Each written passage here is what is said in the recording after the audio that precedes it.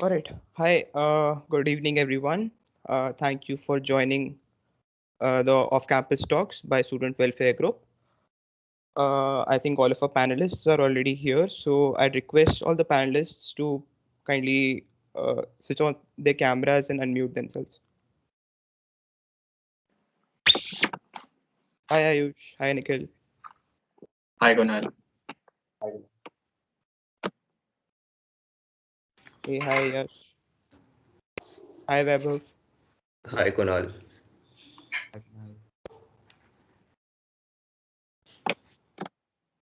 All right. So it looks like everybody is here. So we'll start. Uh, Obviously, we expect a lot more people to join us. All right. Noni is here also. Hi, Noni. Hi. All right, so we'll start with introducing all of our six panelists, and we'll go on to the questions later. Some of the questions that'll be asked in the session have been prepared by us from our own experiences, and then there'll be opportunities for the audience as well to ask their questions. You can type your questions in the chat, and these will be covered as and when we complete the questions that we have prepared. Right? You'll also have the opportunity to unmute yourself and ask questions at the end of the session. All right, so hope I'm clear. Let's start. Okay, so I'll go one by one to every panelist and ask them to introduce themselves. Okay, hi, Vaibhav. Hi everyone. My name is Vaibhav Beriwal. I graduated from KGP in 2020. Right now I'm working full time at Unicommerce as a strategy and data analyst. Prior to that, during my stay at KGP, I was in chemical engineering department and I did three internships, all of them off campus in the field of data science and analytics. Yes, so this is the basic introduction. Sure. Can we go to Noni? Hi everyone, I'm Noni Mittal. I graduated from IIT Kharagpur in 2021. I'm currently working with Goldman Sachs as a quantitative strategist. During my stay at KGP, I interned with like 3 or 4 companies, all off campus, in consulting and venture capital. Awesome. Can we go to Ayush, please? Good evening, guys. My name is Ayush Anand, final year dual degree student of the Department of Chemical Engineering. I interned at GlaxoSmithKline during my third year winters in their food sector division. And apart from this, I have also interned in three more places. One was FT, one was with Dr. Reddy's, and one was at ISB Hyderabad. And I'm looking forward to the session, and I will try to answer your queries related to the core sector. Thank you, Ayush. Can we go to Devang, please? Hi everyone. I'm Devang. I'm a fourth year UG student here at IIT Kharagpur.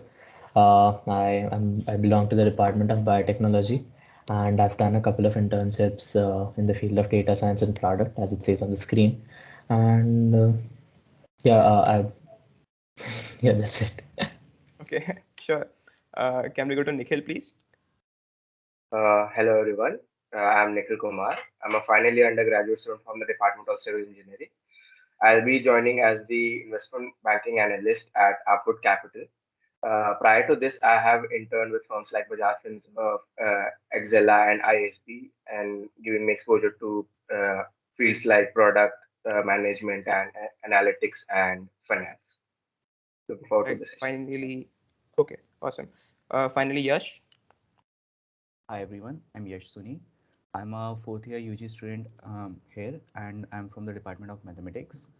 I have done intern at Flipkart as a software development engineering intern, and I'll be taking the questions related to software today.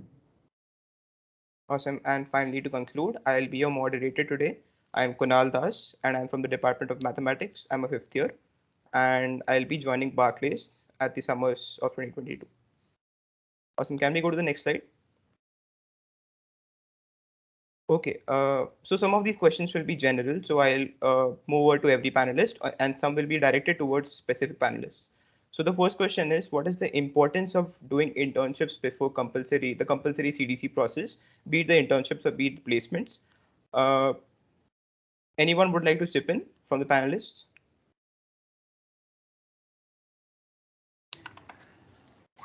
I think doing an internship before the compulsory internship is not necessary, so to say, but it does help in giving you an edge over others because at the end, you should have something on your profile before you sit for the CDC process. It's not necessary that you have an internship. You could also have some projects which you might have done under some professor or any other self projects or online projects you might have taken up.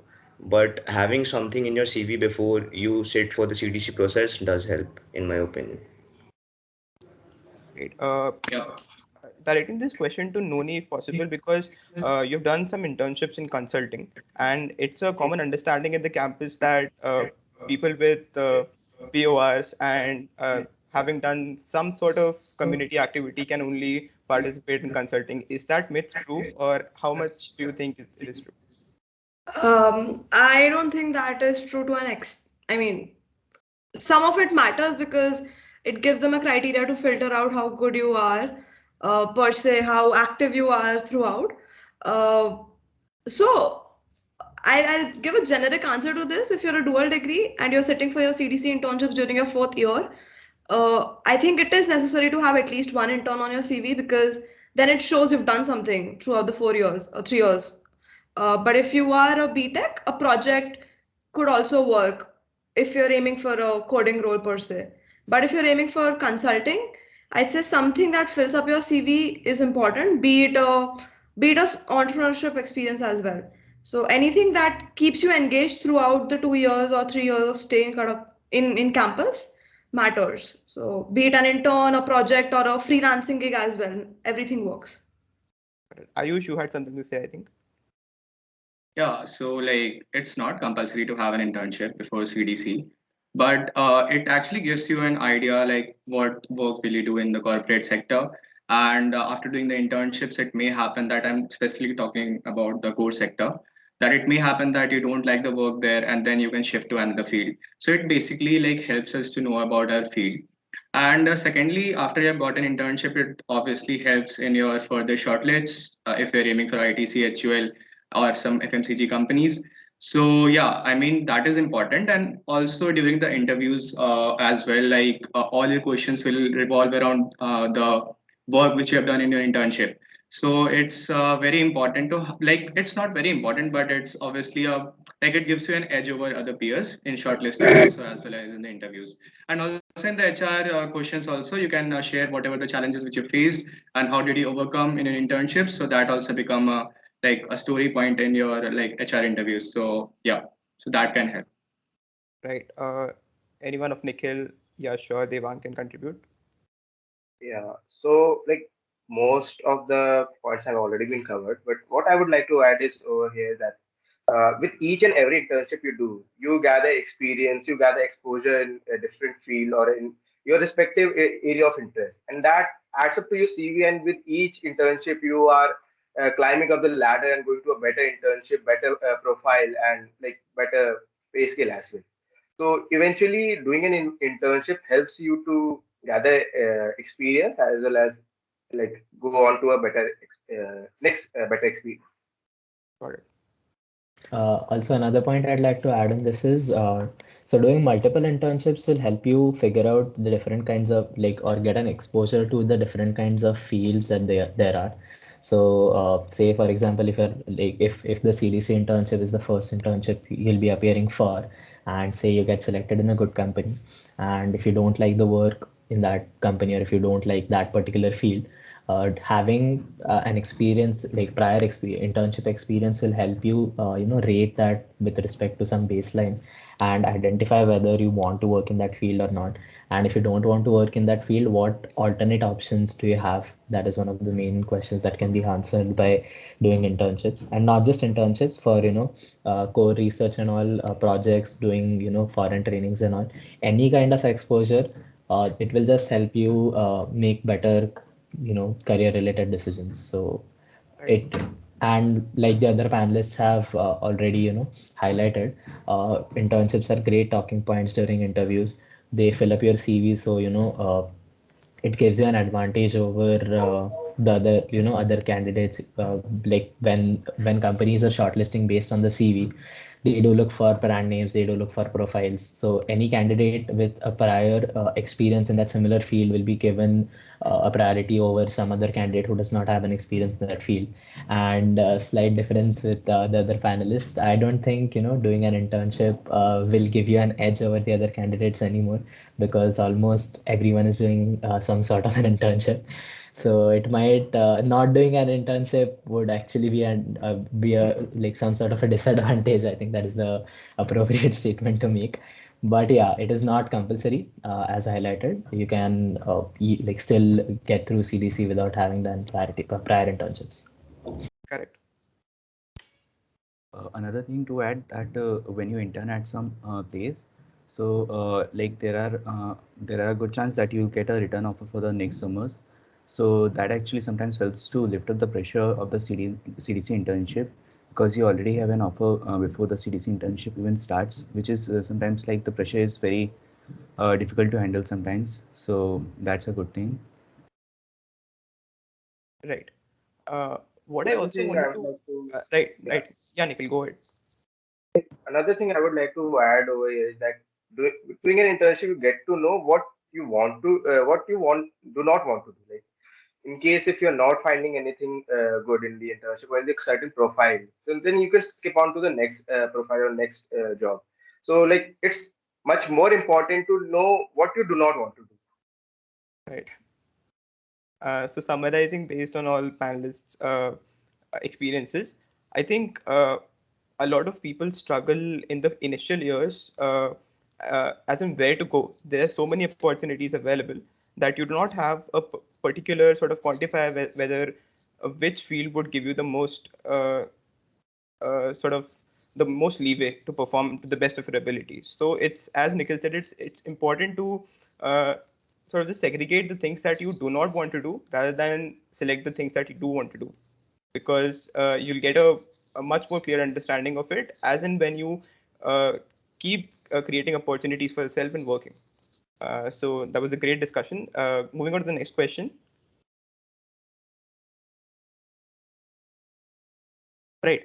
So this is again a specific question for each one of you. How did you prepare for your roles during your internships, and which of your skills do you think were most important while applying to those particular roles? So we'll start with Ayush first. Okay, so for core sector, it's very important that you revise all your concepts which you have studied. Like if you're dual degree students, then whatever the subjects which you have studied in the first 3 years of the college, and similarly for the second year students.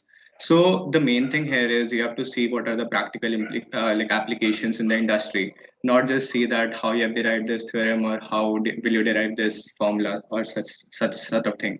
So basically, you have to see the practical applications, because the questions will revolve around this, because the managers generally deal with these things every day, so their questions will revolve around like what they actually do. Secondly, what I would say that like prepare your CV well. Like whatever the things which you write in your CV, you should know what are the basic principles on which governing principles on which every unit operation is working.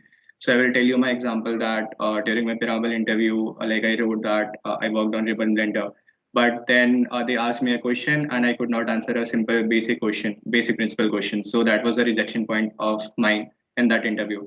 So yeah, so I corrected my mistake in my further interviews. So, but whatever the projects which you write and whatever the technicalities which you write, you should be well acquainted with that. And apart from this, if for core sector, if you have knowledge about the software packages, then you should be well acquainted with that. What I mean is that they can ask you that, okay, they will give you a situation that, okay, you have to simulate this process. And then you have to speak in the interview that, okay, I'll follow these steps. But if you like can't speak that, even if you know that software package, then it becomes a problem in that interview. So I think revising your basic concepts and whatever you have written in your CV is enough for core sector. Going to Noni next. Yeah, so I interned with a consulting firm, and to prepare for that, it's very simple. You should be clear about the first principles and how problem solving is done. You need to practice a lot of cases, and yeah, as Ayush said, you should know your CV in and out. They won't grill you per se, but then if they ask you something and you're not aware of that, on your CV, it comes out as really bad. So I think preparing cases is a very important part of cracking consulting interviews. Second comes guesstimate, which helps in other BD roles as well. So cases and guesstimates, and going via the first principle approach. To apply for them off campus, the process is daunting in general. So you'll have to be thick-skinned, keep mailing people, asking them out for an interview or a coffee or whatever. So yeah, I think just staying there and not losing hope is also one skill which is important while preparing for consulting. Right. Makes sense. Going to Nikhil next. So speaking about finance profile, so like a few things that you need to be good with is like first of all you need to be good with numbers. You have to have an affinity for numbers and need to like be good at quantitative skills. And another thing could be like you need to be good at problem solving, like puzzles and etc. And apart from that, like everyone else has pointed out, like you need to be thorough with your CV. Whatever you have written on your CV, you need to be able to defend that. Like whatever grilling question comes at your CV. Apart from that, you need to also know the concepts of finance, like basic concepts. They don't ask you like questions related like financial modeling, etc. But they expect you to know about the basics of the financial markets and the financial jargon, so that they can understand that you would be able to do the job and you will be good for the internship. And apart from that, like as Noni pointed out, you need to be thick-skinned, and you don't need to like lose out hope even on a few of the rejections. Like usually through the off campus process, you need to go like more than 100 rejections or more than 100 to 100 mails. Then only you get your perfect intern or whatever you want to do. Right. Can we go to Vaibhav next? So talking about analytics and data science, I think the skills are pretty much the same. I mean, you need to focus on the concepts, the basic concepts that are there, and also your CV. These two are the most important things I think for off campus, especially because they would grill you on your projects or on your CV, and also they expect you to know the basic concepts, the basic algorithms which are there. Apart from this, depending on the company or the kind of role that you're applying for example, if you are applying for a company that is looking for an intern in text analytics, for example, or in NLP, for example, so they would most probably focus the interview specifically on that part and not make it a generic interview. So it also helps to understand the exact role that you're applying for, or what are the expectations of the company or the interviewer in terms of the experience or the skills that you should have. Got it. Can we go to Devang next? Uh, so yeah, I have like I'll talk about the two different roles in two different parts. So firstly about product.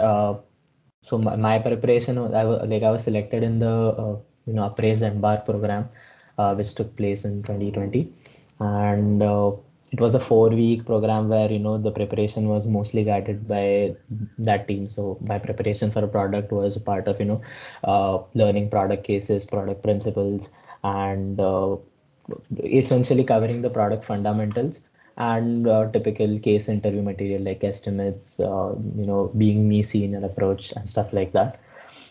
Coming to data science, it is a mix of. So I had before applying to Ola, I had a couple of internships in this field.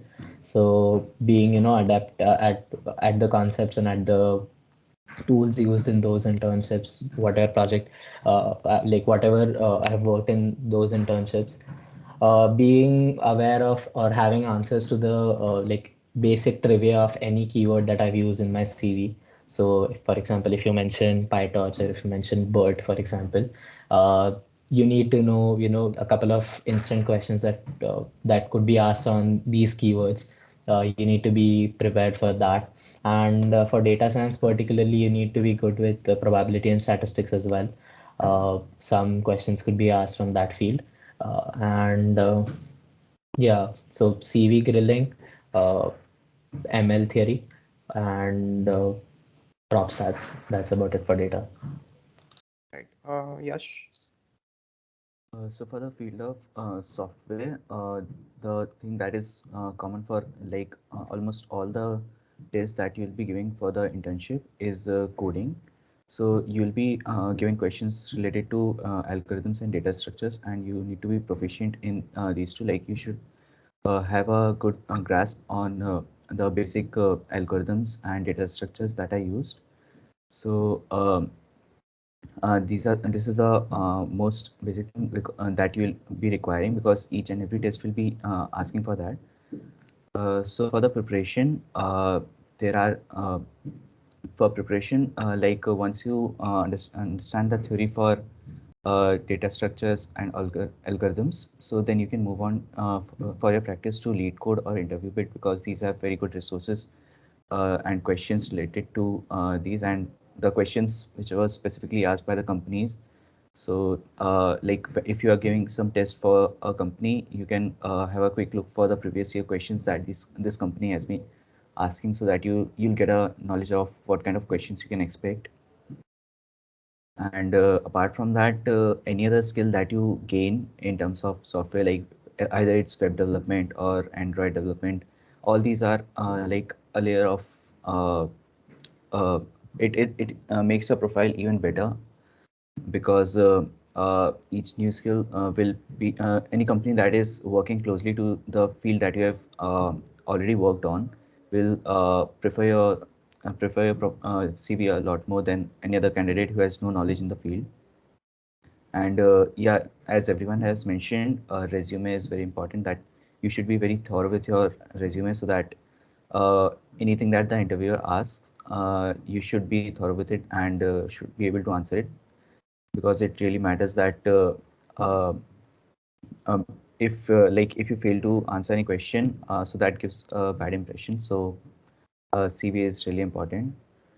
Apart from that, there's another thing that you can do for so if there is some um, specific skill that you have related to software, so you can take part in hackathons, because those are really good for either improving your skills or giving you a chance to get to the interviews.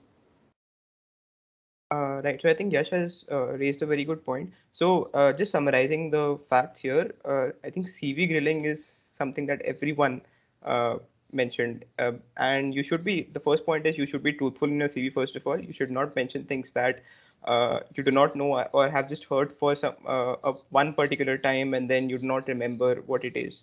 And key terms, as I said, if you have some key terms, you should know what those key terms mean, right? So CV grilling is a major part of it. And forgive me being a noob, but I just have heard some terms that in finance and software per se, that I think a lot of people don't have a lot of idea. I don't even have the idea about it. So I think FRM and CRA in finance, I don't know particularly well what that means. Can Nikhil explain on that? And also, how important are open source contributions in software development? That's my second question. And the third question is hackathons, as Yash mentioned. How important are hackathons or let's say Kaggle competitions in data analytics and software as well? So let's start with, I think, Nikhil first on the FRM and CRA part. So it's actually CFA and FRM. Yeah, I didn't know, but yeah, so okay. CFA and FRM are certifications related to the field of finance. So CFA focuses upon the corporate finance and the accounting domain. Like basically, it would help in if you are aiming for investment banking and like investment banking profiles, or in general about if you want to get a gist of the overall financial markets and the financial world. And FRM focuses on the risk management aspect. And if you want to go into the risk management field, so it would be much more beneficial.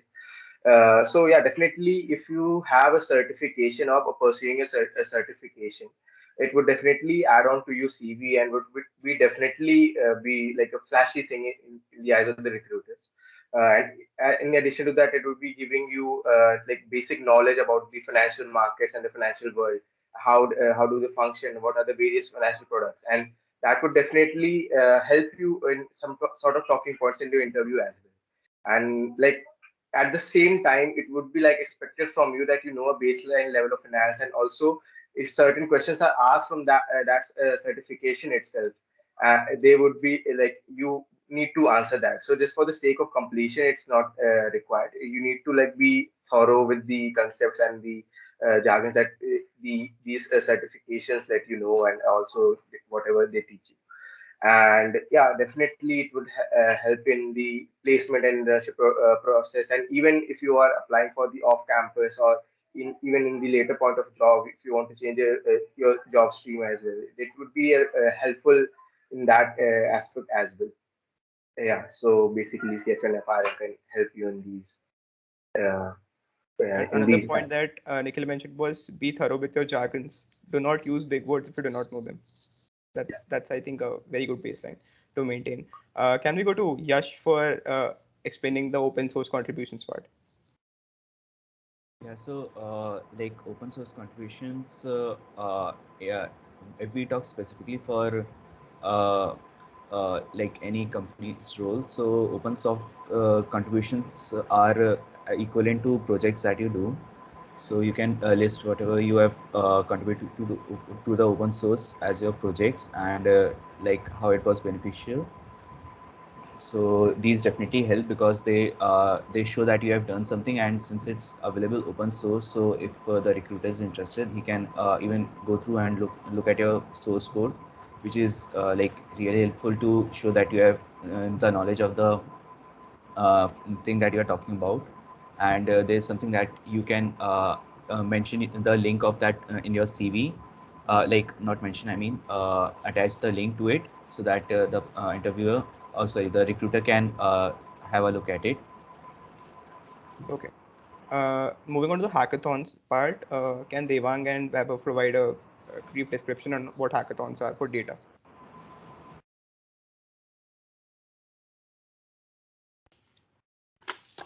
So, hackathons are basically competitions that are conducted by various platforms. Some of the common platforms are Kaggle, Analytics Vidya, and there are a lot of them out there. So it basically adds on more to your profile, and I think it is also very important from learning perspective, because no matter how much theory you read or how much theory you know, unless and until you participate in actual competitions on or work on real time projects, you would not know the things in and out. And that is something that is very important from the point of interviews as well, because from my experience, I've seen that sometimes the interviewer goes very deep down within the approaches that you mention or the algorithms that you mention. For example, why did you choose method X over method Y? And such kind of things you don't know just by reading theory. You only get to learn them while you actually work on problems or participate in hackathons. So it is very important from that perspective, I think. Got it. Devang? Yeah, so basically hackathons, like taking part in hackathons will help you solve problems in a time-bound manner. So like a same problem can be solved in a different manner if you have 1 day to solve it, if you have 2 weeks to solve it, or if you have a couple of months to work on it, right? With different levels of performance expected. So hackathons give you like help you get a sense of how much effort and like how to distribute your effort so that you can complete the task at hand. And secondly, it also allows you, so if you take part in shorter duration hackathons, it allows you exposure to multiple, uh, like different kinds of problem statements in the same field. So for example, in data science, you can take part in hackathons in, say computer vision. You can take part in hackathons in text, like text data analysis. You can take part in, simple like numbers based prediction kind of data analysis and stuff. So that will help you like choose the kind of field that you want to work in and help you apply in internships as well. And having so for example, if you're interviewing at a role in NLP and you have taken part in a hackathon where you have solved a similar problem or a problem statement in NLP, that becomes another talking point. So you don't actually have to you don't actually have to have an internship in that field, but having some sort of problem solving experience in that domain also comes very handy. Got it. And Ayush and Noni, are there any similar benchmarks in core and consulting roles that you would like to talk about? Like for core, you can participate in some of the competitions. Like there are many case study competitions, like from companies like Dr. Reddy's, Johnson and Johnson, in which I participated too. So you can add that in your CV, and that also becomes a talking point, as other panelists said. So yeah, I mean, from these competitions, you also get an idea what are the live projects which are going on in the companies, and what are the like latest technologies which they are using. So yeah, I mean, it can become a talking point, and it can like help in shortlisting process too. In consulting, I don't think there are case study competition. I mean, though people do it, I don't think they usually question on that. What they might question is on your extra academic activities, say if you're a sportsman or you're into debating or stuff like that. So basically, consulting demands people who have an all-round personality or profile, and yeah, you have decent curriculars, and that is why you have an interview opportunity. But if you have extracurriculars as well, it's just a cherry on the top. So basically, something you can also do is focus on your extracurrics. All right, great. Like Right, this was a long Before discussion. we move on, Okay, yeah, I Nikhil. want to add, like CFA and FRM certifications, like one needs to do when you have a baseline knowledge of finance and if they are sure about going to that particular field. Like CFA and FRM certifications require a lot of like capital investment as well as your own time and effort would be required for that for preparation and clearing those exams. So before starting that, I would like to like suggest that you need to have a baseline knowledge of finance, and you can get a brief understanding about the field and what does it require, and decide on that if you want to pursue that field or not, if you're meant for finance or not. And rather than blindly falling for the certification, etc., it won't be really be helpful. Even if you get the certification and you don't want to go for the field in the future, would be something that you have wasted your money and effort on that. And apart from that, if you want to learn about finance, there are several free certifications like CFA Investment Foundation, on which you can register and complete that certification in 6 months. It will give you baseline knowledge about everything, and also give you an idea if you want to pursue CFA and FRM certifications in the future or not.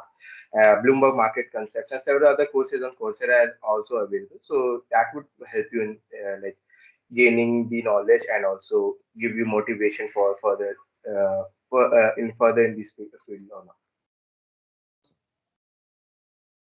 All right, so we'll move Before on to moving this. on, I would think like Yash to add- wants to say something.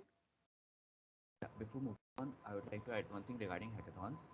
So, hackathons are surely a very good way to learn new skills. But apart from that, there is one more benefit that you get from the hackathons is that if you perform well in a hackathon, so many hackathons which are sponsored or created by some companies, so they also provide PPI or like PPO. Sorry, they offer you internship opportunities at their firm. So like you can directly get a shortlist for the interviews through that. So for example, in my case, I got my internship at Flipkart through the Flipkart Create Hackathon. So that is a very good way to get shortlist for the interviews. All right. Awesome. Can we also discuss on the platforms in which you can sort of get knowledge on when these hackathons occur, or uh, where do you sort of find when a hackathon is about to occur or when a competition is about to occur? So Hacker Earth and Dare to Compete, these are two platforms on which hackathons occur very often. So most of the companies put up their hackathons on these two platforms, in my knowledge. And for data science, I think on Kaggle there are many hackathons. All right. Anything else? Any other platform? I think that suffices, I think, for every competition. So let's move on to the next question. Yeah. So how do you think the selection criteria differs in the off-campus and on-campus placements or internships? And do you think there's a difference for the preparation as well for both the sort of scenarios? Anybody can answer. So I don't think there's a lot of difference in the criteria for selection in off-campus and on-campus. The only difference is that getting an opportunity in an off-campus process is slightly harder than it is on campus. So if you're going through the CDC process, I would say give it your all, so that because that is the easiest way to get an internship. But if you're appearing for an off-campus interview as well, I would say one should have the same amount of preparation or one should put in the same amount of preparation as they would for a CDC interview. I noticed this difference in my own preparation because I used to I used to take off-campus interviews lightly, and there's a stark difference when you start preparing for those interviews as well. So going through your CV, a couple of days before the interview, preparing the answers again, getting into the mindset like making sure that you're putting in the same amount of effort is very important. And yeah, I think that's about it from my side. Yeah. So for core sector, I would say that there are very, very less opportunities off campus.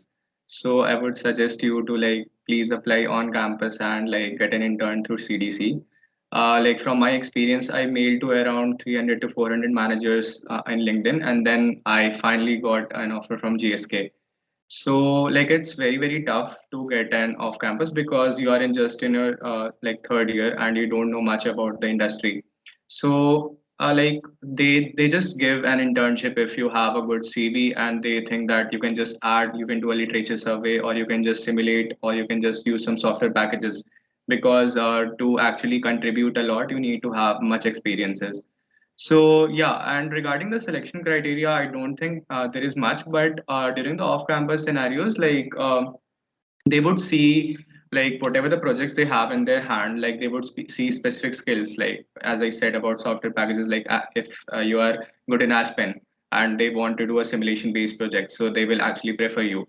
So this is what I feel is based on the selection criteria, and preparation is almost same, just that how we approach, we have to approach through LinkedIn or through from our alumni, and there is very, very less success rate. And I'm telling you that don't expect stipend of 30 to 40,000 in core. So even if you get an internship, that is very much. And if your brand is good, this will actually help you in your further interviews if you're sitting for ITC or HUL. So that should be your main point, not just money minded, being money minded. So yeah. I'd like to add to him, the selection criteria for consulting especially is very different on campus and off campus, because companies like Kearney or Roland Berger or Nomura Research have never hired from our campus. They don't know how things work. They don't know what SF is or how big a PR and KTJ is. So what you portray to them is what they know about you and the campus. So make sure you portray the best. I mean, there's only one company that I am aware of comes for consulting internships. That's LEK. I'm not sure if it has changed right now. Uh, but yes, for an internship in consulting, what you portray is what they will believe. Yeah, they have some ground checks because obviously your alums would be working there, and if they cross check it, say you're in a departmental fest and you sell it like an SFPOR, it might sound bad. So do sell yourself well, and yeah, the preparation I think is a little bit different, because I believe on campus it's way easier to get an interview, to clear through it. However, the interview day matters a lot in off-campus because consulting usually does not have any tests like software which you can ace or which you cannot. So what you say in the interview, if you bust it, it is a busted interview. So then you won't have any chance. So I think you'll have to prepare well for an off-campus consulting interview. And yeah, the process is different in my opinion. Got it. Before others contribute, can I also add in whether CGPA, there's a different criteria for CGPA off campus and on campus? I mean, I would. So yeah, like for core sector, the manager who, like I messaged to the global R&D head of GSK. So he was also an alumni of KGP, and my CG was good. So he actually acknowledged that, and I think due to that also you get a chance. You get a like higher chance if you have an alumni, and then they acknowledge you that okay, he has done good in KGP. So I think like having a high CGPA like gives you an edge in core sector at least. Yeah, so to this, as we all know, with the online semesters, the average CGPA of the batch has increased. And while in consulting we had like an 8 to 8.5 as a decent range, I think it has increased to 9 to 9.2 or 9.3 now. So, and yeah, it is easier to score CGPAs these days. So, I mean, yeah, that's it. That's true. Also adding to Noni, like in my ADL interview, like he asked actually that is this CGPA like I have a CGPA of above 9, so he was asking how much I've got in the last 3 semesters. So the recruiters also know that okay, you're in an online semester and then you have a high CGPA because of that, or yeah. Definitely, yeah. So Nikhil, you want to add something? I think we'll go to So, Devang. yeah, so one of the like differences that you can expect in on-campus and off-campus internship process or placement process per se, like the competition is relative in on-campus. Like you would be competing against your peers and your seniors, immediate seniors, and then it would be like highly depending upon the relative comparison between your internships, your projects, and your CG and your certifications. Like it all depends how your current peer group is performing in terms of their internships and internships and CG, and depending upon that, you would be shortlisted for the interview or for the test per matter. In terms of off-campus, there would be the case that you won't be getting an interview opportunity because most of the recruiters won't be seeing your LinkedIn messages or like wherever you're applying for, and it would also be a daunting task to do a lot of messaging and do a lot of like networking on LinkedIn, and you'd be getting a chance from a few of them. Like you'd be messaging in 100, then you'd be getting a call from 3 to 4, and then you'd be converting from 1 or 2. So it would be like much more daunting task in case of off campus. Like the similarity between these two would be like you need to be thorough with your CV. You need to be thorough with your knowledge. In finance, on-campus internships like nowadays would be requiring like much more financial you need to be thorough with your financial background, or you whatever you projects that you have done in the field of finance, that would be much more add-on. But they would be also be expecting that you don't know much in terms of the field, and they would be expecting that the the basic that you know about your CV or the courses that you have completed, if you are able to like defend that, that would be like more than enough in terms of on campus. In off campus, you'd be requiring to like know beyond your curriculum, like in terms of like courses that you know take usually from VGSOM or any other.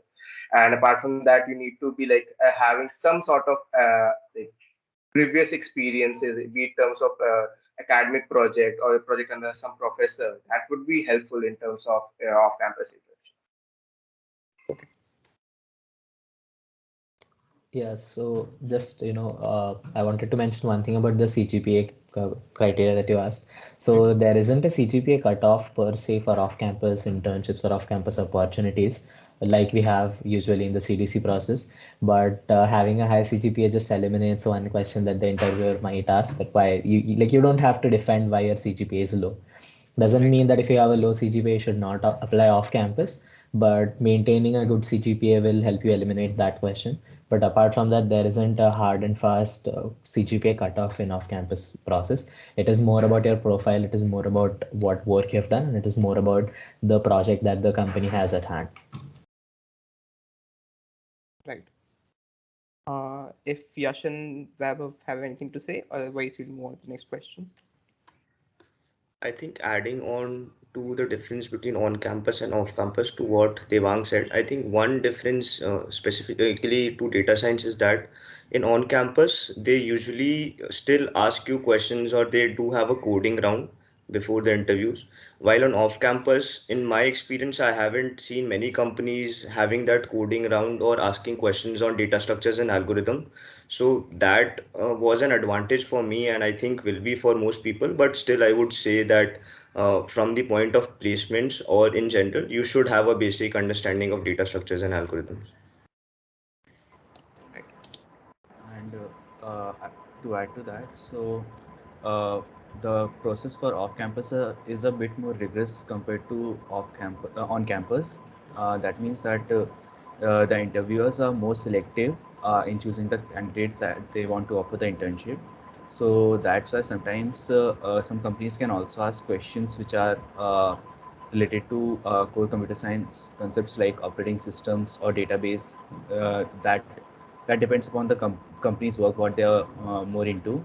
So when you are going for an interview, so this is basically a general interview tip, but it's more applicable for off campus. So like if a company is working something that has a lot to do with database, so there's a very high chance that they can ask you many questions related to that. So preparing beforehand is good. Got it. Awesome. So let's move on to the next question then.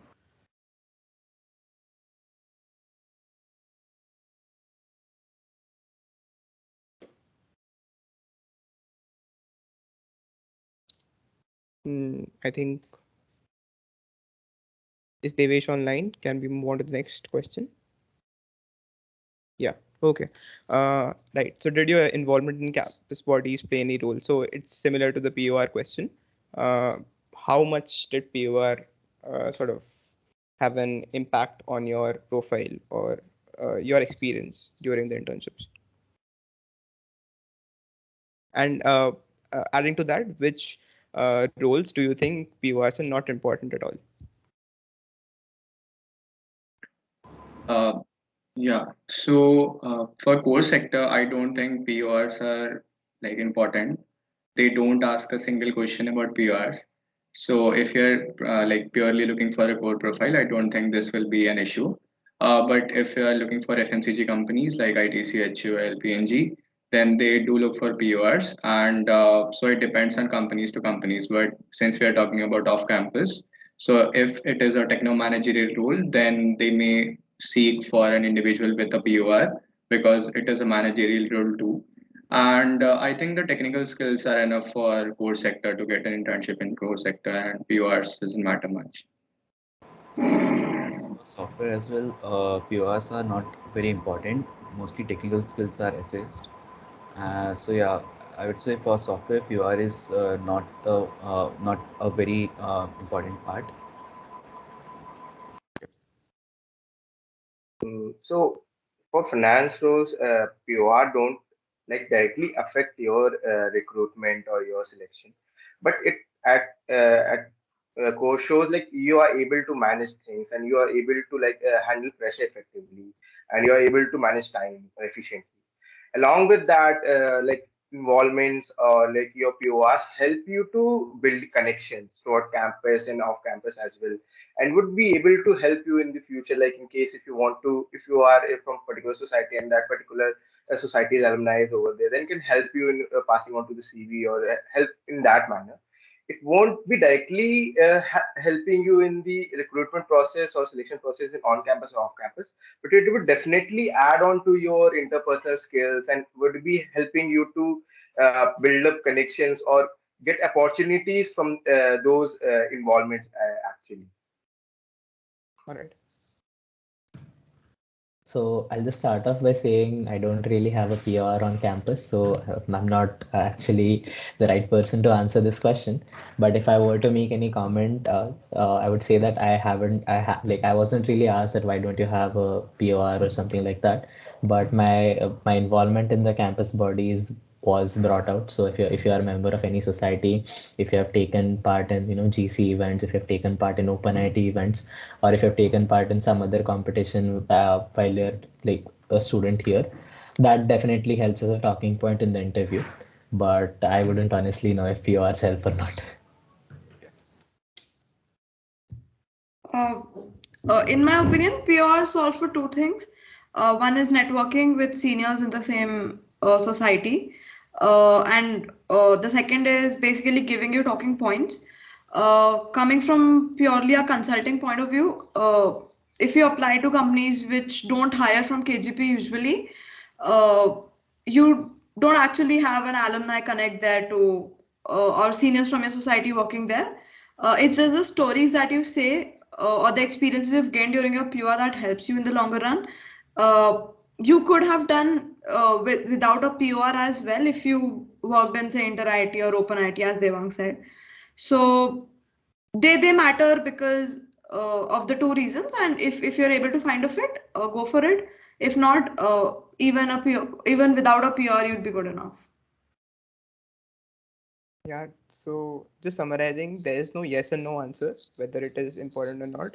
There's always nuance to this. Uh, each one of your experiences matter in the campus. Even if you have a P1 and you've dedicated some amount of your time in some campus body, it'll definitely help you indirectly or directly towards your preparation.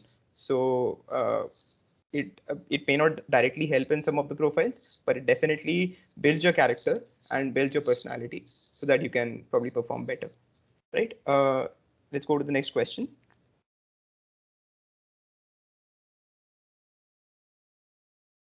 Right. Again, so should there be any difference in preparation for bachelor and dual degree students? And do companies prefer bachelor or dual degree students? Have you seen some examples of this happening?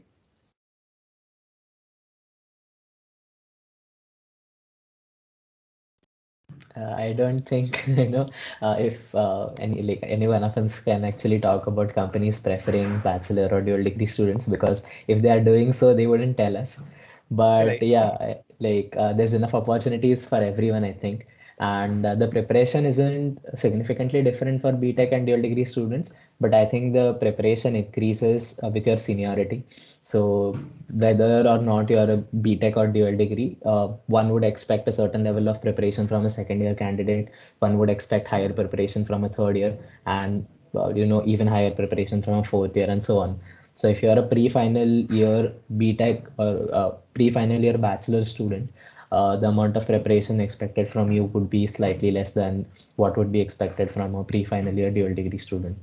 But otherwise, I don't think there is a particular preference between bachelor and dual degree students. And yeah, like there might be some differences in certain companies that do not actually know that the dual degree program is not just an MTech program. So there might be some friction that could arise due to that. But I don't think that like majority of recruiters are aware of this fact by this time that there are this two kinds of UG degrees that are available at major technological universities in India, and that shouldn't be much of a problem. I have actually something to add here. Regarding difference in preparation, I don't think there should be. You should always give your best.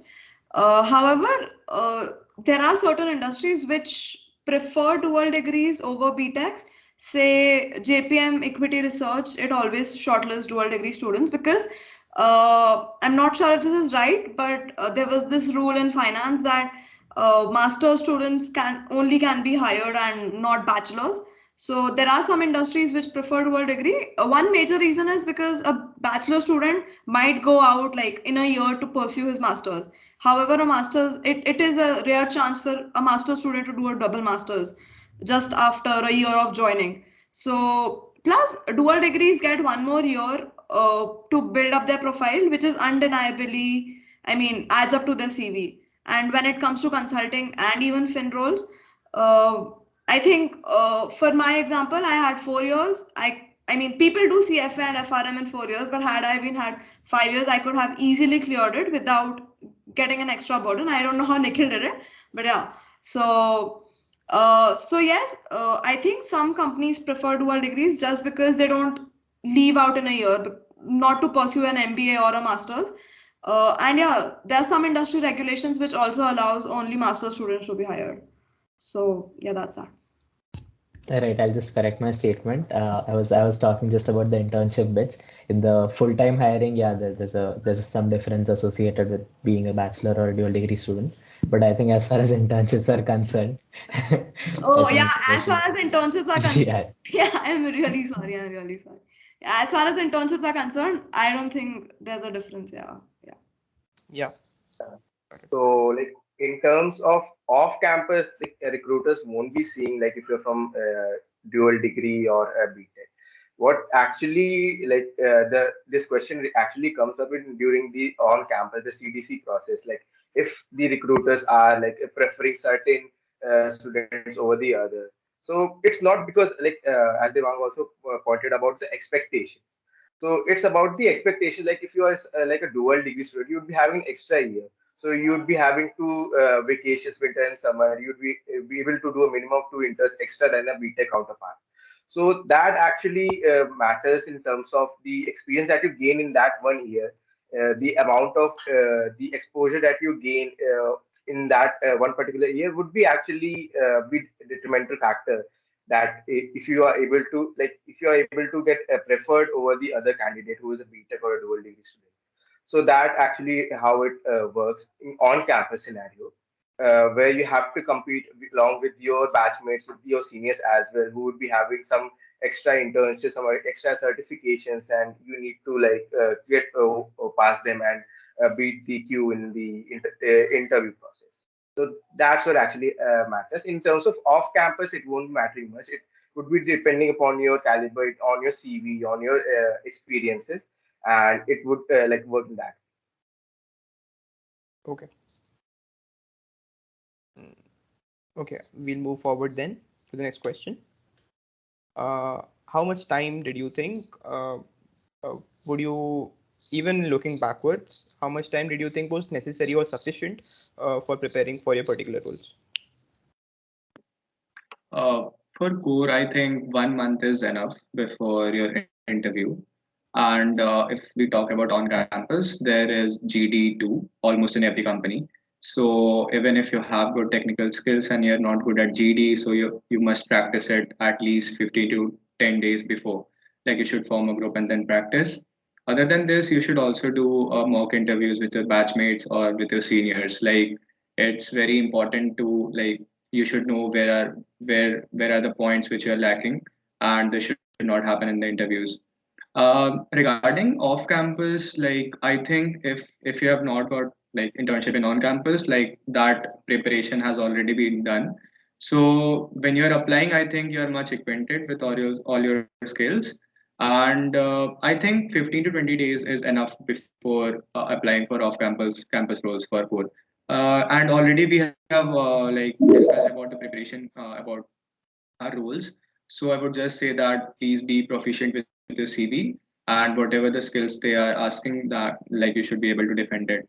So like it's up to you like how much you are experienced in whatever the skills you're having. So I mean that decides the time of preparation. So if an individual who is perfectly into core from the last 2 years, so it will just take 10 days for him to revise the concepts.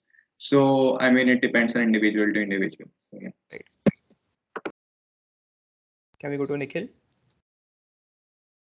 Yeah. So, like in terms of preparation for finance, like it would be depending upon two factors. First is your CV. CV is like your ever-going process where you'd be adding new experiences, you'd be adding new projects and internships. That would actually eventually uh, add up to your profile and would be helpful in the terms of shortlisting on campus. For off-campus, also like the more number of experiences or the more relevant uh, exposure that you have in that particular field would help you. And in terms of interview preparation, I guess for on campus, it's like around a month. And for off campus, I guess if you're sitting for off campus, you'd be having a pretty much idea about your CV in and out, and you would be like ask questions on that only. And apart from that, like probability and statistics and puzzles you'd be solving for interview preparation as well. So that would also require a 15 to 20 days roughly preparation. So like the preparation time is actually depending upon what all you want to prepare. Are you preparing a profile or are you preparing for the interview? Depending on that. Got it. Can we go on to Vaibhav? I think for this question, one important factor is that where you stand right now, like how much prepared are you right now? Because there is no as such extra preparation that is required. Only you require some bit of interview experience, which you can gain through mock interviews. And also, of course, you need to know your CV well. But apart from that, it also depends on how much skills you have acquired till now. If you haven't acquired much skills right now, so that would be a continuous process that you have to go through. You need to keep upskilling yourself. One thing in off campus which is different is that it takes a lot of time to apply to different companies as well. It is not as easy as CBC where you just click a button and upload your CV. uh, you have to search for new companies, you have to keep applying, keep following up. So that is a process which takes a lot of time. So you need to distribute your time well between the time you spend for applying to companies and the time you keep for upskilling yourself. So I think that is really important for off campus. Right. Can we go to Yash? Yeah, so for preparing for the software roles, so the basic requirement for almost all the software roles, as I mentioned previously, is the familiarity with the data structures and algorithms and basic coding skills. So I would say around 2 to 3 months of good practice on questions related to programming on lead code or interview bit would make you in a good position to like hello. Yeah, you're audible. Okay, sorry. So around I would say around 2 to 3 months of good practice on platforms like LeetCode and Interview Bit would give a very good understanding of questions that will be asked. So that's a basic milestone that you have to cover up. And on top of that, the more concepts that you wish to cover up, like operating systems or database networks. So for that, like more time is required depending upon what skills you want to acquire, but the basic skills that you need and will help you cross the interviews in many cases is the requirement of coding skills. So I would say around 2 to 3 months of rigorous practice is good. Can we go on to Noni? A very weird statement to make, but I don't think you'll ever be prepared for consulting. With every interview you have a new case to solve and you learn something new. You prepare during the interviews in consulting is what I feel, and that is why consulting have buddy rounds.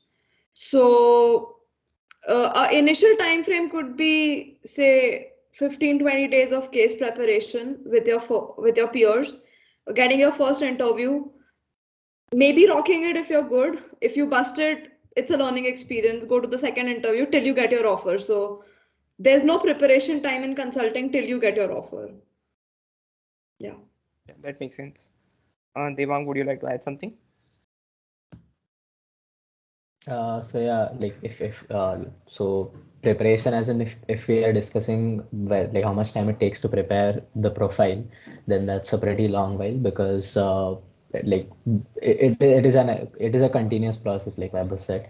So the more you do it, the better opportunities that you can apply. But as far as preparing for the interviews, if that's the question, I think it gets easier over time.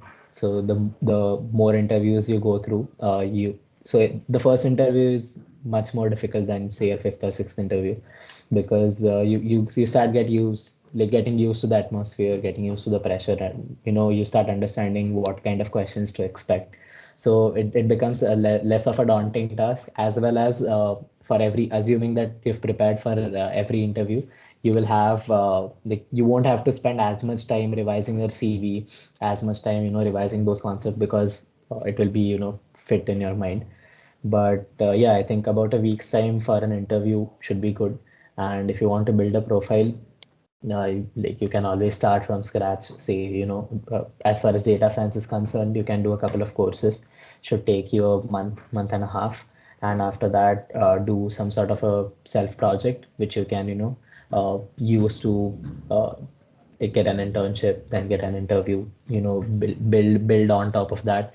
This is a compounding process. So yeah, profile building will take your entire undergraduate experience. So it'll be the entire 4 or 5 years that you have. But interview prep usually start with 7 to 10 days, and if you have given 5 or 6 or 7 interviews, then it might be as low as a couple of days as well. So it varies person to person, but don't leave chance for afterthought that I could have, I should have given more time, I should have given more effort, and so on. Just do your best and have no regrets, hopefully.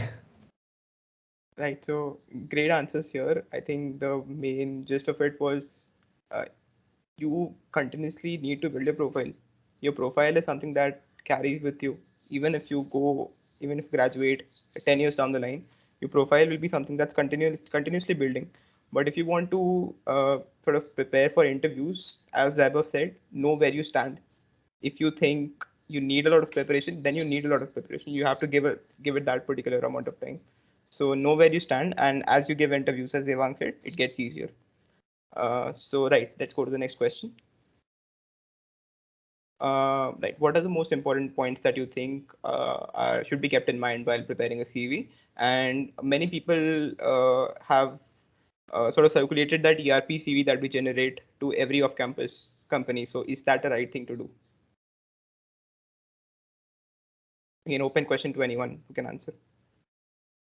So, I mean, the ERP template is definitely a great template. So it's a good starting point to use. But one major disadvantage of using your ERP CV is that once the CDC process is over, or once the 15-day deadline is over, you can't really update your CV. So you'll be stuck with the same CV, that you'll have to carry forward for the remaining amount of time or remaining year. I would rather recommend that you have like your own off-campus CV template on Overleaf, and learn to code in LaTeX. It's not that difficult.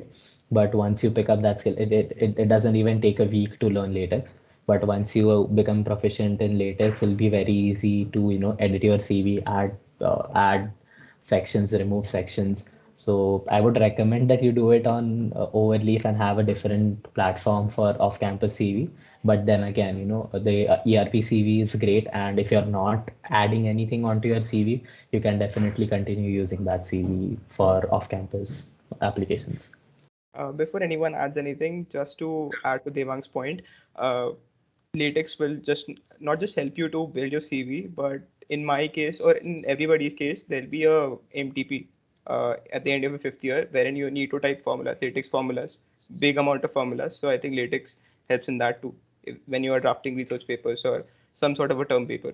So LaTeX is not a one-time skill. It'll help you a lot going forward. So yeah, anybody else?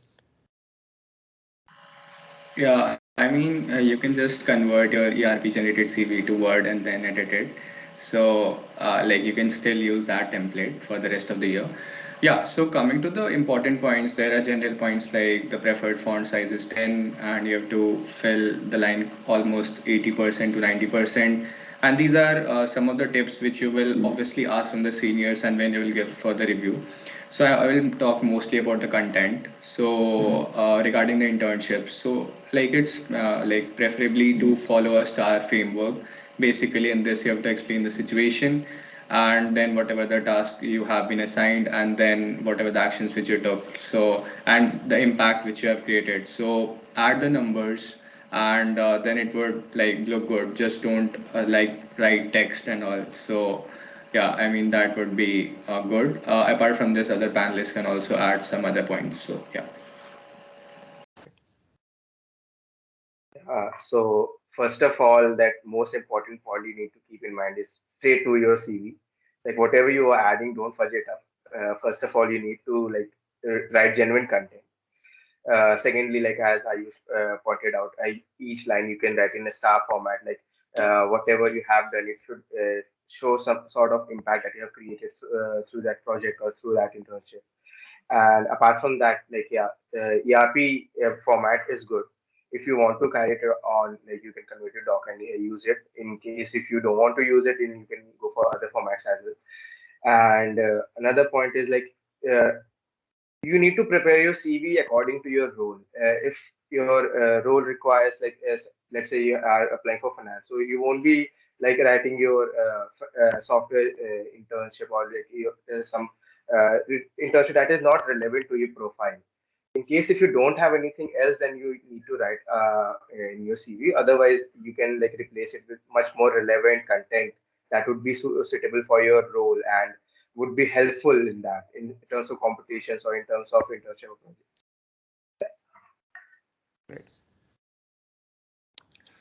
In my opinion, like Devang said, it helps to have a off-campus CV template ready with you. One, because you can always add new points as and when you upskill yourself, you have that flexibility. And the other reason is that when you have an off-campus CV template ready, you also have the flexibility to change the sections or the format that you want to present it to. For example, in the CDCL format, I don't know why there is a section for the subjects or the coursework that is there.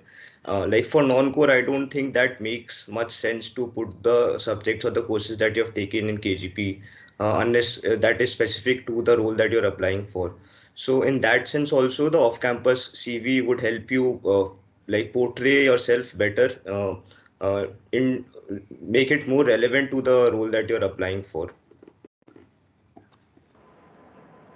I would advise that like everyone should have an off-campus CV, because even though ERP CV is good, but it's a bit difficult to modify, and it's not very like if you want to modify something, it's not that easy, because there can be formatting issues and all in doc. So having a latex CV in Overleaf is definitely useful, so that it's actually easy to modify, because you can list out multiple projects or experiences in that, and whenever you are applying for some role, you can like list out which projects you want to keep in this one, and so that it's easy to customize. And second thing that one should keep in mind while preparing a CV is that even though like the template that you are using is not very important, that I mean it doesn't impact much, but it's always good to have a template which is easy to read and is good looking to the eyes, because the interview won't be having a look at your CV for a very long time. It would be a very quick glance for let's say 10 seconds. So you should always highlight the important points that you want to mention and want the recruiter to see, so that he knows that okay, you have done these works. So always highlight those important points, like any software package that you have used or any tech stack that you are familiar with. So always highlight that. And one advice, that general advice that I always receive from the seniors, is to use buzzwords in CV. Like instead of writing in plain English, use a bit buzzwords, so that it actually everyone's using. So it's you'll be at a loss if you are not using that, I would say. And But then know about it too. sorry. Don't just use the buzzwords. Know about it. Okay, I meant by buzzwords, I meant not in terms of work that you have done, but the way you are presenting your points. Like instead of for example, instead of writing you have worked on this thing, rather you can say developed a project based on this technology, so like that. And another another thing that I heard from the seniors is that always try to keep your CV such that all the points are covered, all the statements are till the end, so that there is no empty space. It doesn't seem that your CV is very empty, or a lot of empty space is missing in that. So these are two things that I wanted to mention. Following up to that, Yash's point, can the panelists also give a background on, there's a conception about having a one-page CV during the on-campus process. Do you think, I've heard a lot of people say that off-campus there's not a constraint on that. People have two-page CVs also. Do you sort of support that? Actually, as I said that usually recruiters have to go through a lot of CVs, and so it's always good to keep your CV concise so that they can quickly see the important things, because in a two-page CV there is a lot of information. So it's good to keep it concise and to one page. Few points that I guess were missed is, yes, latex is good, but I have never ever used it, nor will I ever use it in the future. Word works good for me, and I guess it works good for others as well. You can give Word a shot as well. You can make your CV there. Uh, it's good for people who not into coding like me. So yeah, for noobs who not into coding, Word is a savior that ways. When important points to keep in mind while preparing a CV is, I guess all of you have this general funda that the first half of the CV and the left side of the CV and the first half of the CV are the places where you put the most important achievements that you want to highlight, because that's what some people look at the first glance. Uh, so a general or a rule of thumb could be your educational details, your professional or work experience. Then comes the PORs or extra PORs and say projects or whatever, competitions, whatever. And then there's a section of extracurriculars, which you could divide into social, cultural, tech, and sports.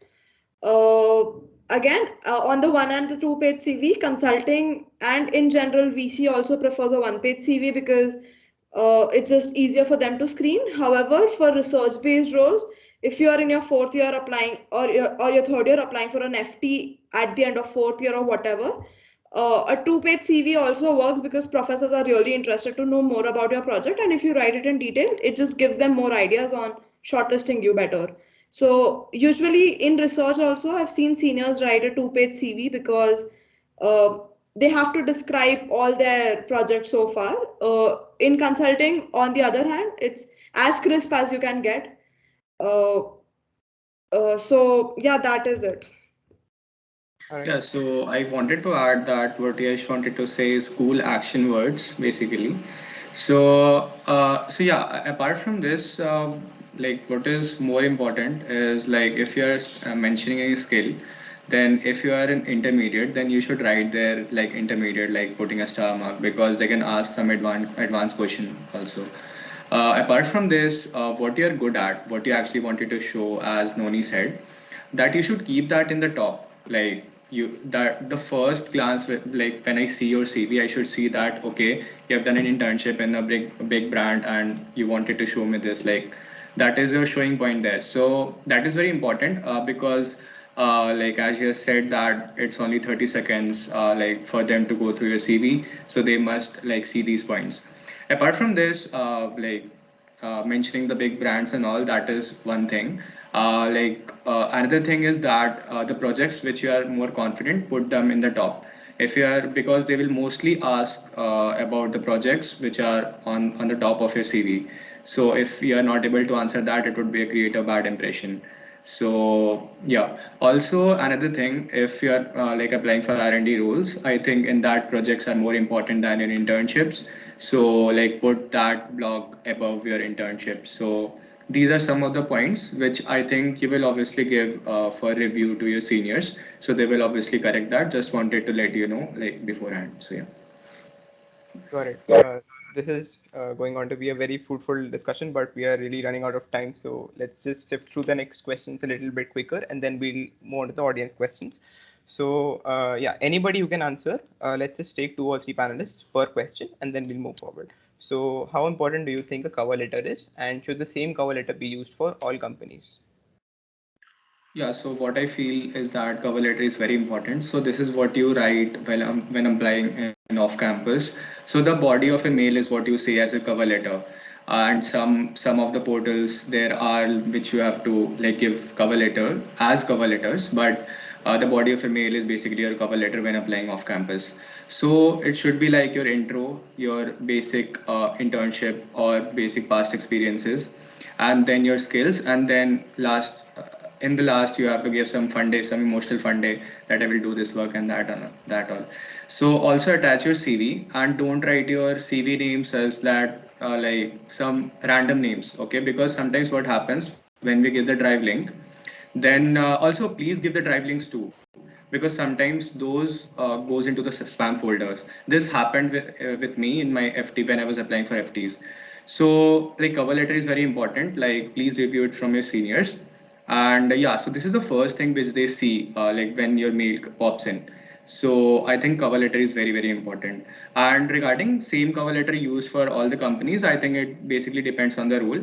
If it is R&D roles, then you have to showcase your research skills. Okay, yeah, whatever the projects you've done. If it is more towards corporate or techno managerial, then you show your like past internship experiences or some BURs and all. So yeah, so it should be tailored according to the roles which you are applying. Anybody wants to add anything to this? Or we move on to the next question then? All right, let's move on to the next question. I think Ayush covered it very precisely. Cover letters are important. They need to be tailored if you are applying for specific roles that you are really, really interested in, or some R&D roles.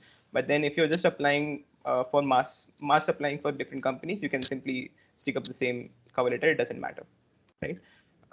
Noni, yeah. Just to add to it, no one. I mean, it's a hygiene point of view to not send the same cover letters to everyone, because even if you're applying to a university and you've written the same email to two profs in the same university, people talk, or even in the same company, people talk. So, as a good hygiene practice, yeah, this is time consuming, but try to make different cover letters.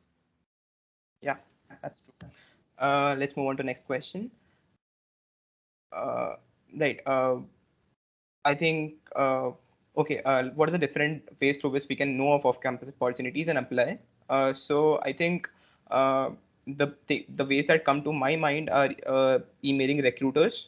The second is applying through job portals like LinkedIn or Indeed.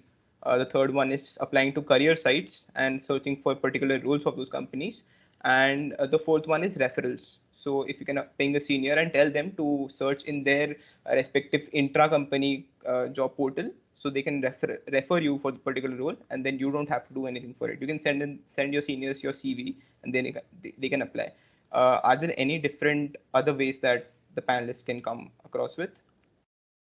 So just wanted to add that when you like send a connection request on LinkedIn, so there is a short note option there.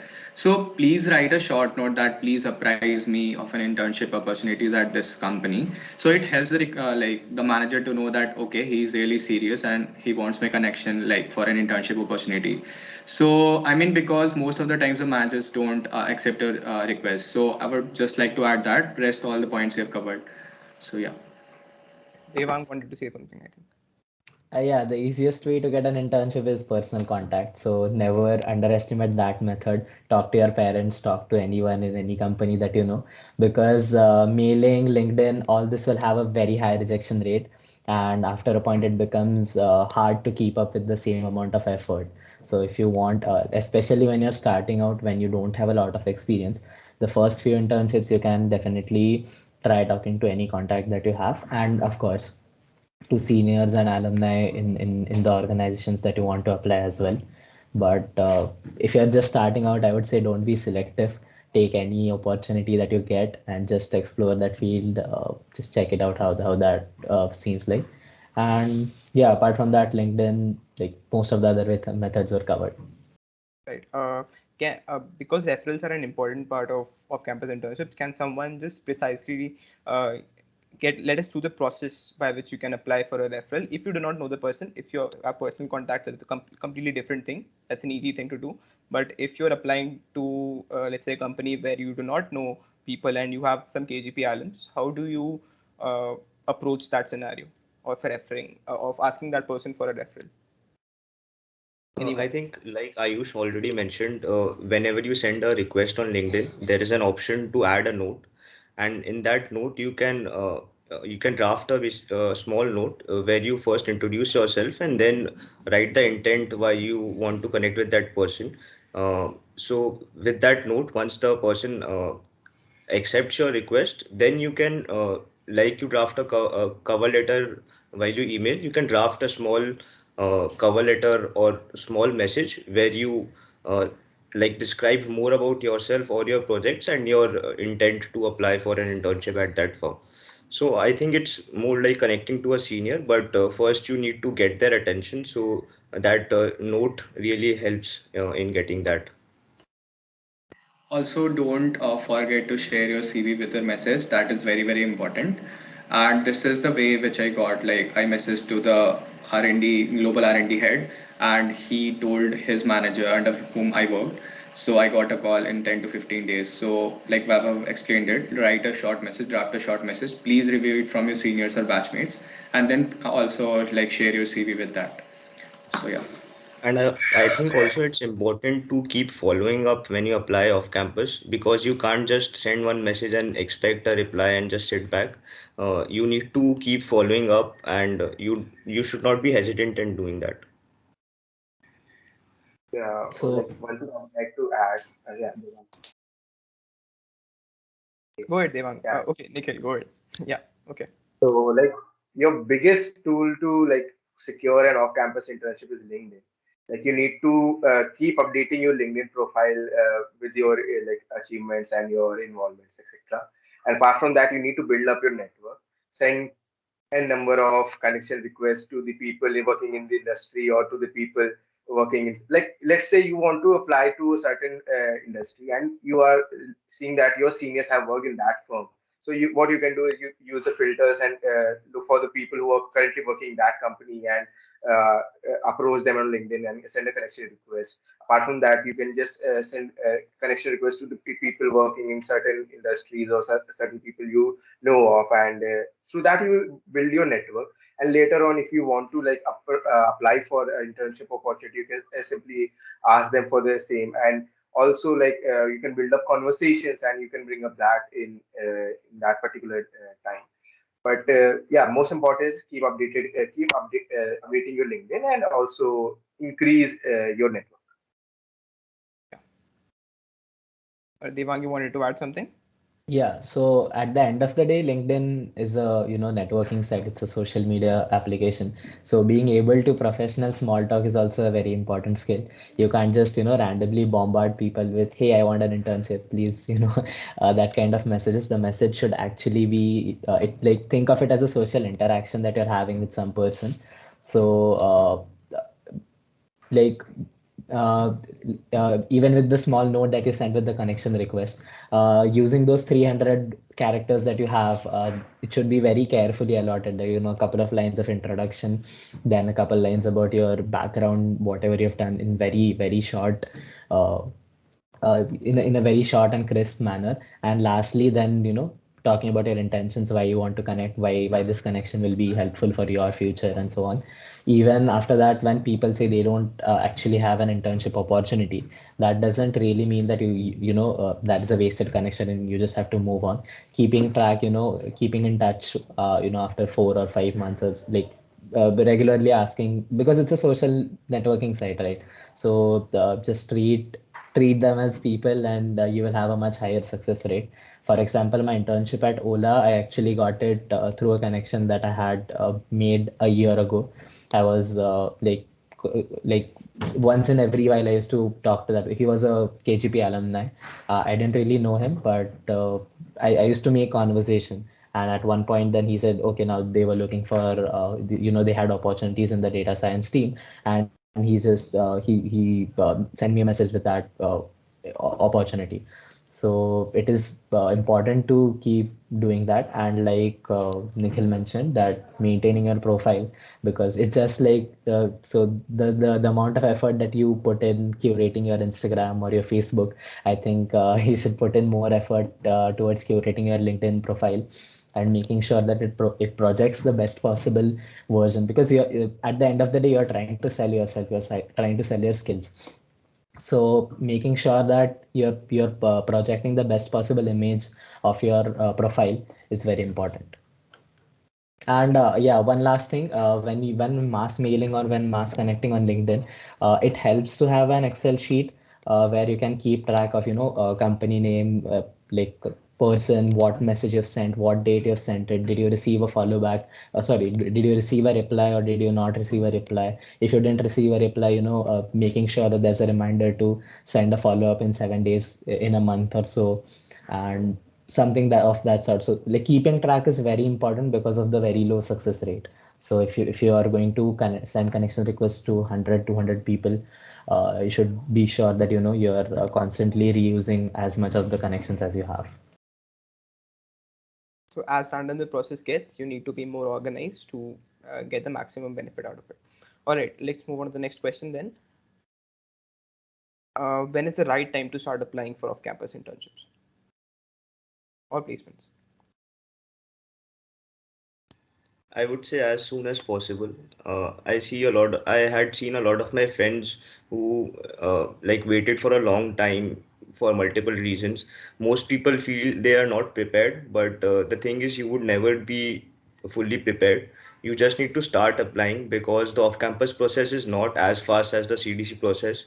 It takes time for you to get a response. It takes time for you to reach out to a certain number of companies to start getting back responses. So I think you should start applying as soon as possible and not wait for anything.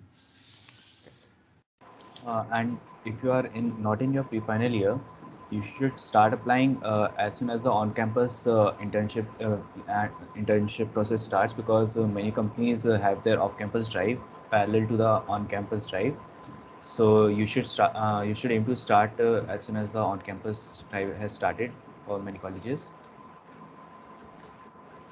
Also, a lot of the companies hire on a immediate joining basis, and one advantage of the online semester is that you can actually do an internship along with your semester as well. So there isn't really a bad time to apply off campus. You can always, even though you might not be looking for summer internship opportunities, you can just apply and do an internship along with your semester and gain more experience, all the while continuing to apply for your summer internship. Right. So basically, keep an eye out. If there are opportunities, apply. Do not wait for a particular good moment to apply. Just apply and keep preparing. Keep yourself prepared for the next interview, and that will help you. Right. So moving on to the next question. All right. Does having an IIT tag give you any edge? What I think is that it is mostly related to the connections. Like mostly the good companies have IITs, and it's better to have an IIT tag, and they prefer us more rather than the local colleges or private colleges. So I think in that case, an IIT tag obviously helps. So, but then obviously in the end, your skills matter. So if you don't have that skills, then obviously you will not be recruited. So yeah. Right. So an ID tag is just an advantage that you have. So milk it. I mean, you just have that in addition to your skills. So just use it whenever you can. I mean, so Yep. the IIT tag will give you an advantage over non-IITians. It won't really give you an advantage over the other IITians from other IITs or everything. So it will give you an advantage. It will open doors, but it will not help you convert opportunities. So conversion still. So you might get an interview because of your IIT tag, because you are an IT student, but that doesn't mean you'll get that opportunity. Being good at your skills, having being prepared for the interview, having prior experience, all that is very important for conversion. Got it. Do we have any more questions then? Okay. Yeah. So CDC is sort of notorious for every company comes in and has some set of departments that are open for a role. Does this also happen in off-campus internships?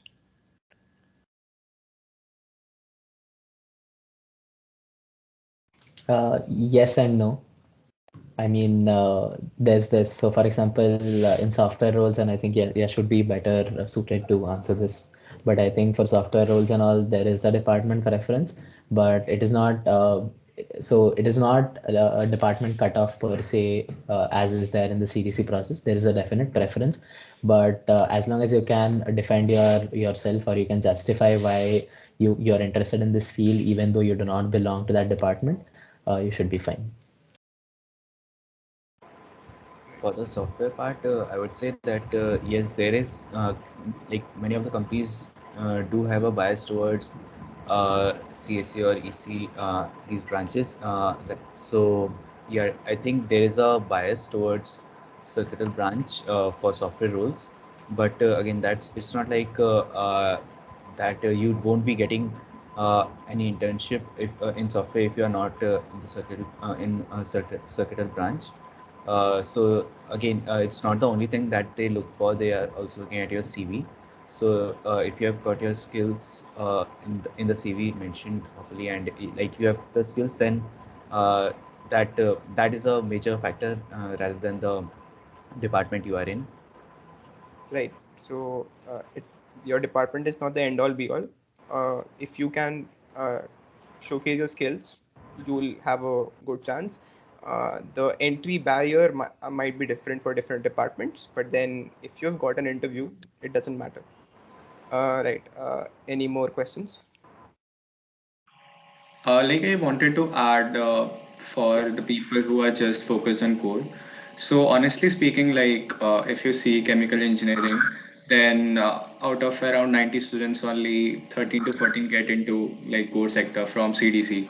So like it's very less opportunities like compared to software analytics role. So I would highly suggest that like you have this in hand, but also try different like roles as well, like the different fields as well. So yeah, so this is my personal opinion. This is not like a compulsion for all of you, but this is my personal experience that an off camp getting an off campus is really very hard in core, but in on campus also it's just till day 3 or day 4 where core companies come. So yeah. Right. All right. So we're done with the questions that we had. If the audience has any more questions, we can unmute you, or you can put your questions in the chat. I think chat questions Ayush has been answering a lot while during the sessions. That's been really helpful. Uh, Anybody wants to ask any question, this is your time. Otherwise, this has been an awesome discussion. I mean, a lot of points I got to learn for the first time in my 5 year stay in the campus. So that was really cool.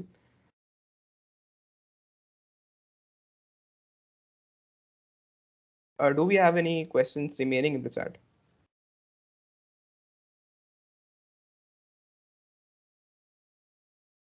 Okay, we don't.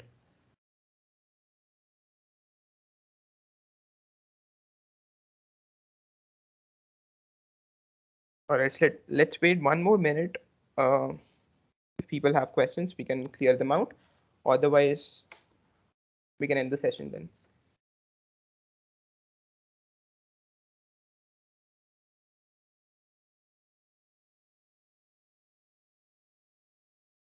Or any panelist would have to have like some ending remarks, just passing some funda.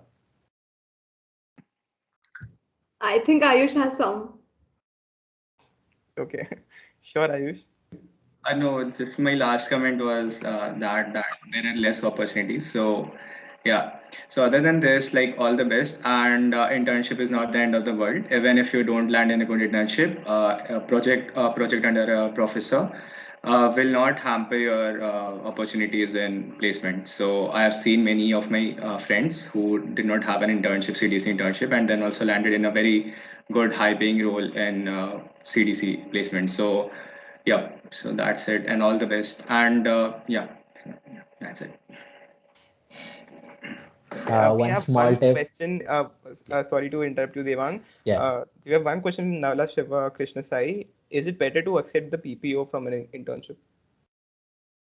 Really open-ended, but yeah. That depends. I mean, did you like your intern work? Is the first and most important question. Did you like the team? Did you like the work? Are you comfortable with the pay scale? If not, I'd suggest you get better opportunities during CDC placements.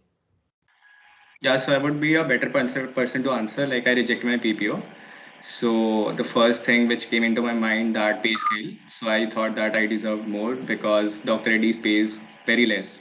So that was one thing. Other thing was that it was purely a technical role. So I wanted a techno managerial role. So I was like dreaming for ITCHUL.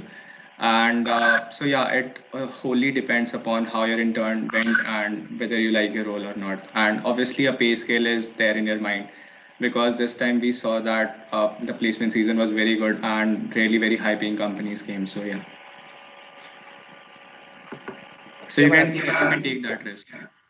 Okay, we have another question coming in from Divyanshu Gupta. How difficult Just is before it? we take that Okay, question, yeah, yeah. yeah, yeah. So one small tip, if like whether or not to accept a PPO is a choice that you have to make on your own. But if you decide to accept your PPO, one suggestion I would have for the juniors is that, make sure you don't really tell anyone about it, because the CDC is not too keen with, students having like students with prior offers sitting for placements, because they see it as a wasted opportunity.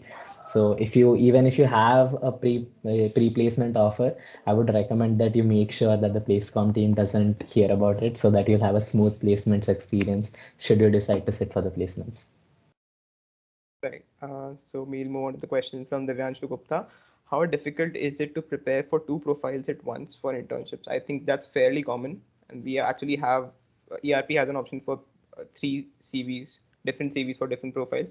So can somebody elaborate on that, please?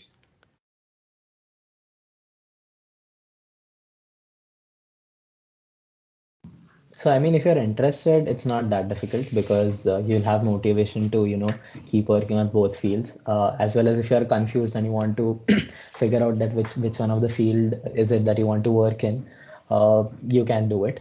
But yeah, it has added workload, definitely. Being, competent in two different domains will require you to put in more time, and you'll have to decide whether or not it is for you. Also, like adding to it, like in the during CDC internship, or like in your second year internship time, you don't have pretty much idea about any particular field or any particular domain, and you would have a lot of time to to explore various fields and gain experience in that.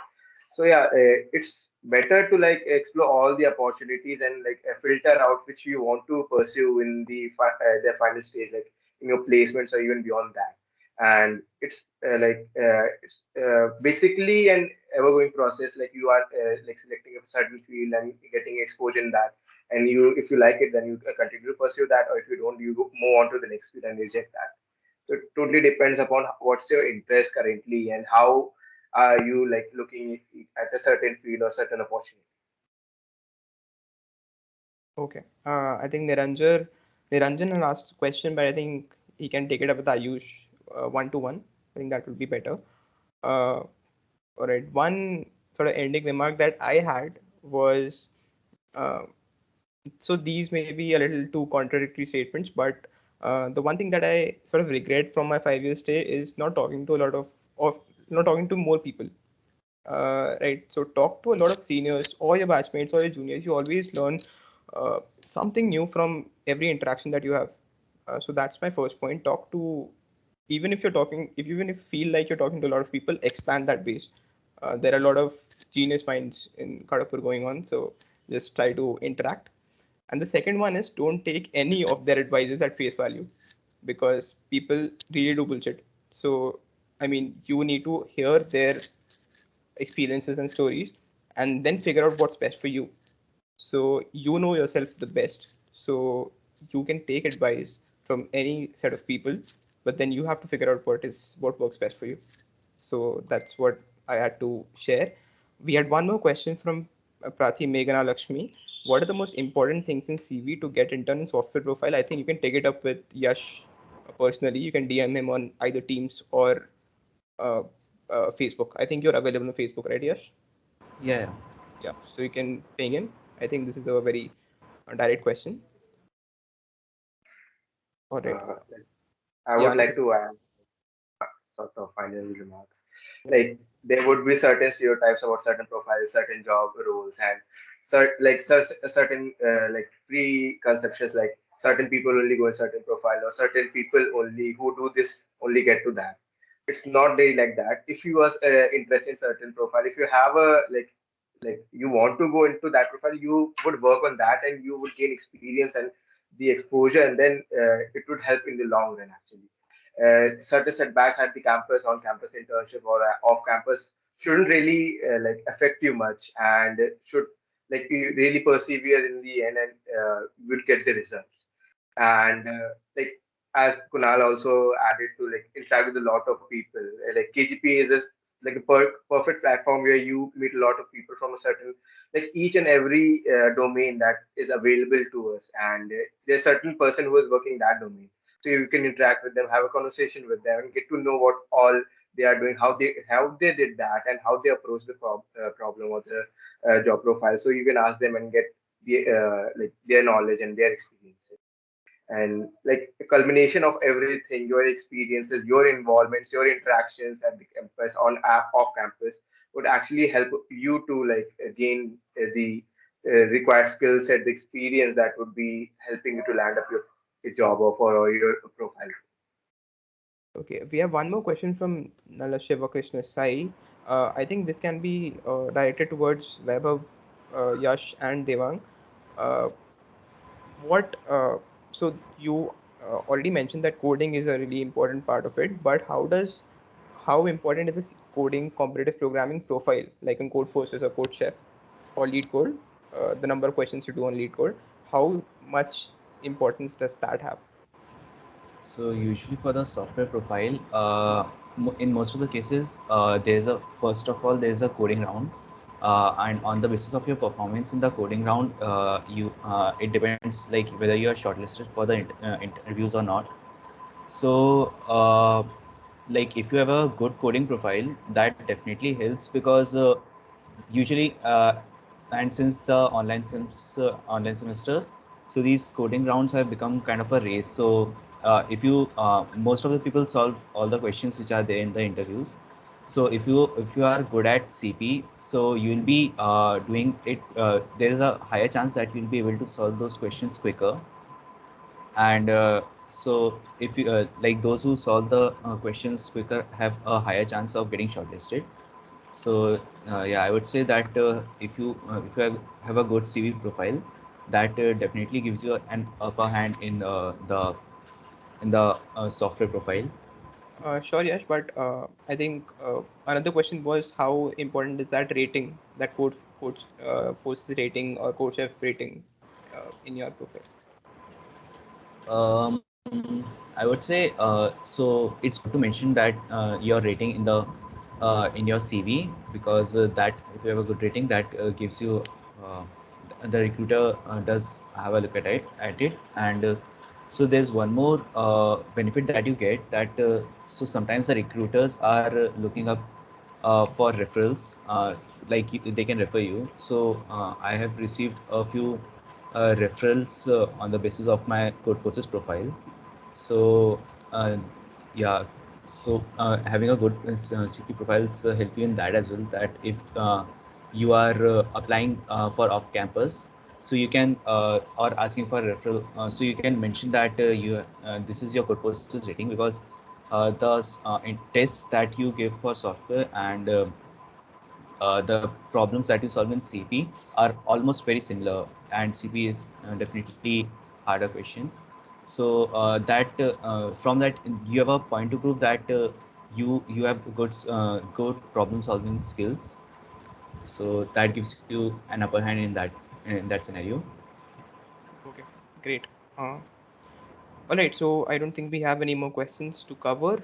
So thanks a lot to our panelists for taking out their crucial time for us, and thank you for the audience for participating in this event.